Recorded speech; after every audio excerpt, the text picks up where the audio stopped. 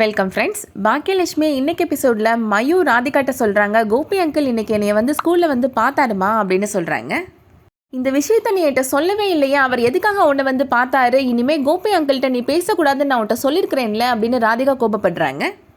நான் அவர்கிட்ட சரியாக கூட பேசலம்மா, ஆனால் அவர் என்கிட்ட எவ்வளோ அன்பாக பேசினாருன்னு தெரியுமாம்மா அப்படின்னு சொல்கிறாங்க மயூ.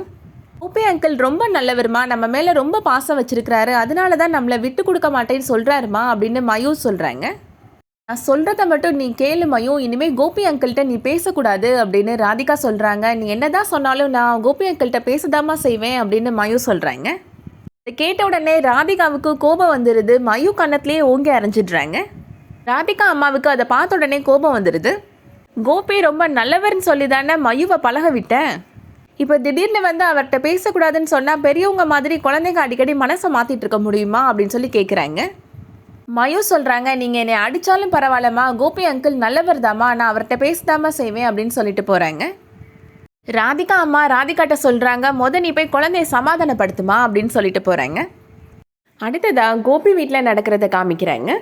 இனியா அவங்களோட மார்க் கார்டை கோபிகிட்ட காமிக்கிறாங்க.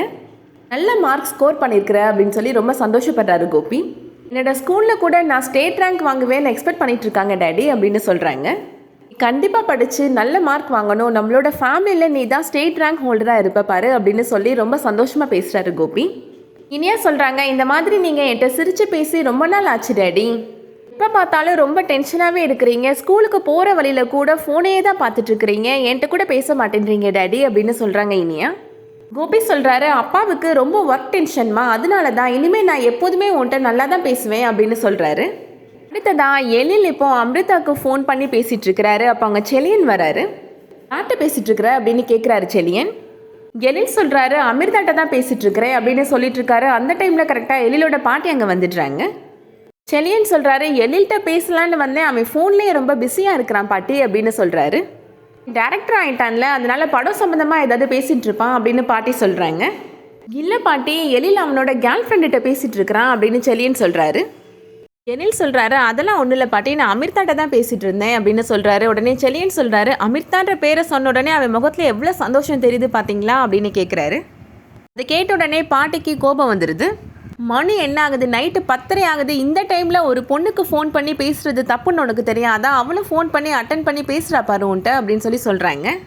அந்த பொண்ணுகிட்ட அளவாக பேச்சு வச்சுக்கோ அப்படின்னு நான் உன்ட்ட ஏற்கனவே சொல்லியிருக்கிறேன் அப்படின்னு சொல்கிறாங்க பாட்டி. எழில் சொல்கிறாரு, சரி பாட்டி, இனிமேல் நைட் நேரத்தில் நான் பேசுகிற ஒரே கேர்ள் ஃப்ரெண்ட் நீங்கள் மட்டும்தான் அப்படின்னு சொல்கிறாரு. எழில் செலியன்ட்ட சொல்கிறாரு, பாட்டிக்கிட்டக்க போட்டு கொடுக்குறியா அப்படின்னு கேட்குறாரு.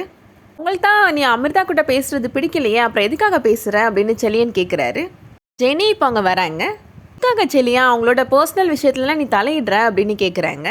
பாட்டிக்கு தான் எழில் அமிர்தாட்ட பேசுகிறது பிடிக்கலையில, அப்புறம் எதுக்காக இவன் பேசுகிறான் அப்படின்னு செலியன் கேட்குறாரு. நாம் லவ் பண்ணும்போது நீ பாட்டிக்கு பிடிக்கலன்னு என்கிட்ட பேசாமல் இருந்தியா, பேசிட்டு தானே இருந்த அப்படின்னு கேட்குறாங்க ஜெனி. தேவையில்லாமல் எழில் விஷயத்தில் தலையிடாத அப்படின்னு சொல்லிட்டு செலியனை கூட்டிகிட்டு போயிடுறாங்க ஜெனி. அடுத்ததா கோபி தூங்காமல் எழுந்து உட்காந்துட்ருக்கிறாரு.